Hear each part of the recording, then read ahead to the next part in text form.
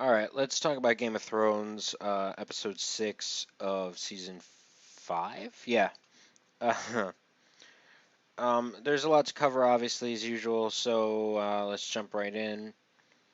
Where to start? I guess I'll start at the end. I'll be a little bit out there, I guess. I'll start with Tyrion and Jorah, because there's not much to talk about there. Um, Basically, Tyrion and Jorah, they go through Valyria, where we knew they were sending people with grayscale, like Stannis had told Shireen that they basically advised him to send her to Valyria, which is when he had that great speech.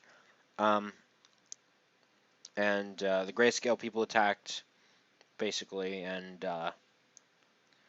I mean it was a decent fight. Jorah did his thing, but ultimately he got bit. I don't know, or whatever. He got touched. I think is all that happened. He got touched, and so he is grayscale. Shit. Tyrion almost died. Jorah saved him. Does that mean Tyrion's gonna get it too? If he got touched by a contagious grayscale? I don't know. But um, I'm not sure what it means. Because I think Shireen's grayscale stopped. And so it's never gonna kill her. But um, Jorah's is still infected. We're all infected. And so he's gotta hack his arm off or something. Um, or get it stopped like they did with Shireen. I don't remember exactly how they stopped it, but they need to stop it. He's going to Danny, and what's he gonna do? Like threaten her? Be like, if you don't take me back, I'm gonna touch you with this arm, and then you'll get grayscale. I don't know, but I mean that was literally the end of the episode, and Tyrion, they kind of had like a bonding sort of moment where they're just like, all right, let's just get through this shit. So we didn't have Cersei in this one. We didn't have King's Landing at all, did we? That's a fucking first, isn't it? No Bran, of course. I know he's in a Dance with Dragons, so I'm assuming he'll be in the second half. This is season episode 5. Never mind. I don't know what I'm talking about. We got a lot of Sansa. We got none of Arya. We got really wait. Was it that slim? We got very little of Brienne of Tarth. Oh, and a lot of Dany. That's the other one. Um, so I guess we'll talk about the smaller viewpoints before we hit Sansa and Brienne, or Sansa and Dany. So Brienne being the useless, not relevant character she is right now. She only has a small part in the episode where she wants to send Sansa a message, um, which I just don't understand. But um, I mean, maybe she'll be relevant if she lights the fucking fire and Brienne comes to save her. I don't know. Uh, then she'll be kind of relevant, but otherwise she's just stuck in the story to mess with everybody else's plans. I don't know, but that's it for her. She basically is sending a message through that old guy who served the Starks, and he never answered who he served. So who knows? Maybe it'll come back to bite her in the ass, like it usually does for good people. Even though Brienne has evaded it long enough, we'll see. What was the other small viewpoint? Um, I don't know. All of a sudden, I'm drawing a blank. I think I said it earlier, didn't I? We had a lot of Sansa, a lot of Dany, a little bit of Tyrion, a little bit of Brienne. Um, Nothing of King's Landing. Oh, Jon Snow. Right. Uh, I always forget at least one, don't I? Um, so Jon. Yeah, we'll talk about Jon next. So he's going south, or he's going north of the wall with Tormund in order to get this, get the wildlings across the wall. Basically, get them south of the wall. Basically, have them free. He doesn't want them to kneel, but he wants them to fight with him when the White Walkers come, which is very fucking reasonable because if they don't come south of the wall, they're going to be fighting the White Walkers anyway. And then what are they going to do? They don't have the wall for protection.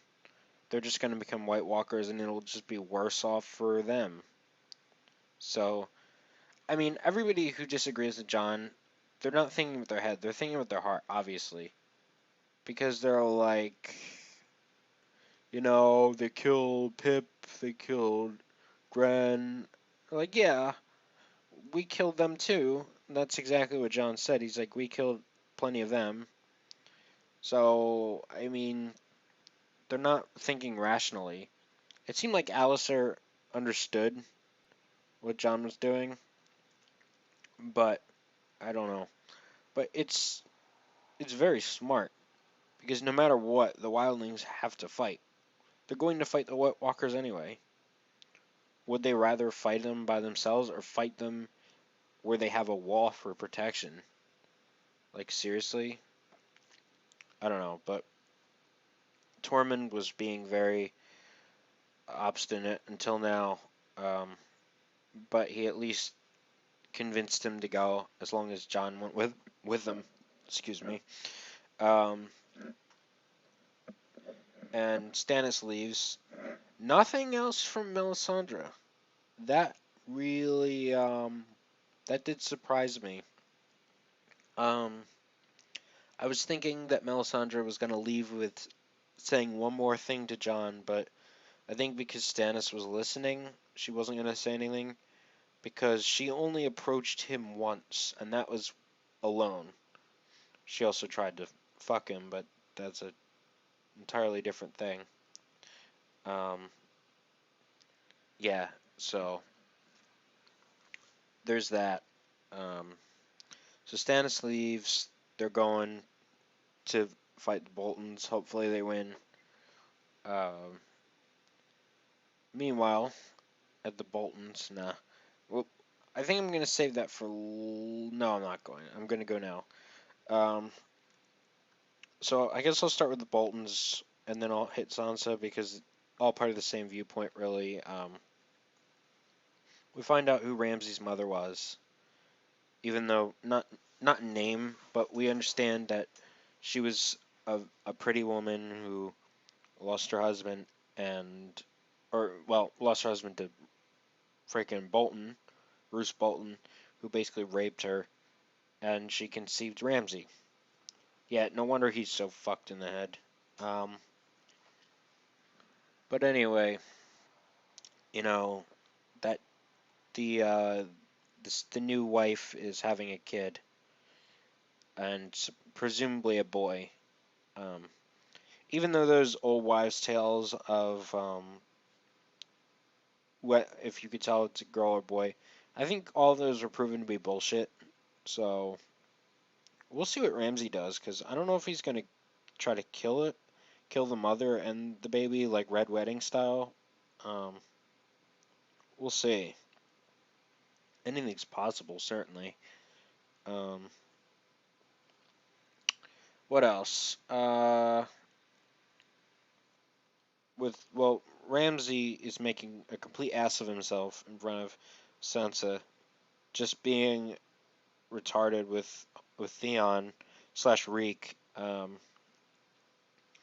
Obviously, Sansa saw Reek thinking it was Theon because you know it you can be mistaken for one of the two, right? They're nearly identical, but they're slightly different, right? It's not Theon Greyjoy. He died quite some time ago. It's Reek. uh, but yeah, The whole thing with Theon and Sansa is pretty interesting. When did she figure out that Theon supposedly murdered Bran and Rickon Stark? Uh, I don't. When did that ever reach King's Landing? I can't remember. But regardless, shouldn't they just tell the truth? I don't know. Um, but Reek, he's obviously a mess, and he really didn't want Sansa to see him, but she did, and she's pissed. I thought she was gonna slap the fuck out of him when she saw him. Like, she looked like she was going to literally beat the living crap out of him, and I would have clapped. I thought that would have been awesome, but oh well. What else in that viewpoint? Hmm. I mean, Sansa doesn't like Ramsay at all, obviously, but she did kind of like it when he got dissed with the fact that there's a new boy coming. Um, and of course, her response to the whole, it must be hard for you being in a strange place. She's like, no, it's the people who are strange. Zing. Um, what else? Hmm. Next, I guess I'll talk. Yeah, the lady who said the North remembers, um, was like, light the fire, etc. And she's basically looking at the tower where Bran fell off, and I don't know. She thinking about climbing up and jumping off herself, maybe. I don't know. But we'll see what happens when she actually does light the fire. And of course, she talked with Miranda, and there was a Miranda sort of angry sex scene. Um, but yeah, that was it. I mean, that's about it for Sansa. Now, finally, Dany. Oh, Dany. Daenerys, Stormborn, Breaker of Chains, Mother of Dragons, etc. You know the deal by now. So, she's basically marrying that pussy-footed asswipe. Who's like, it was, it was so funny because she was like, I liked your old idea better. Like, round up all the freaking family leaders. And he's like, but your grace, I'm a family leader. And then she's like, I know. Let's round you up, bitch. I kind of was wishing he would die because he's just annoying. He serves very little purpose except just being annoying. Except now he's gonna marry Daenerys, so uh, I don't think he's gonna get much action because Dario is the fuck buddy, I guess. Um, let's see. The dragons they burned the shit out of one guy and then tore him in half, and then they basically snarled at each other. So I'm guessing it was like a two birds with one stone type of thing because I think Dany's trying to control her dragons a little bit better, and of course Drogon was seen over Valyria, so God knows what he's doing. Um, anyway, not much else with Dany, I think. I mean, just obviously mourning the loss of Barristan Selmy, like everybody else, including us, of course, because there was no fucking reason to kill off Barristan Selmy other than just hashtag DND. Um, I don't know. I don't know what else to say about this episode. It was interesting. I know book fans are mad because we trailed off a lot, and we're going to continue to do so. I mean, I know they didn't travel through Valyria, and they didn't get attacked by the Stoneman.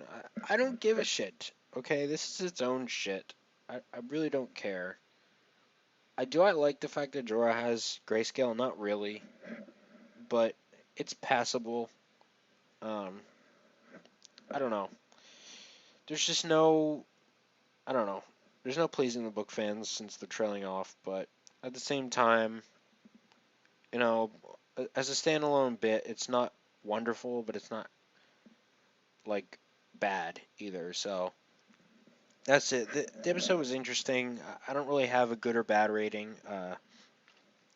So thank you all for listening to me ramble, even though this is a lot less time than the usual. And we'll see y'all next week.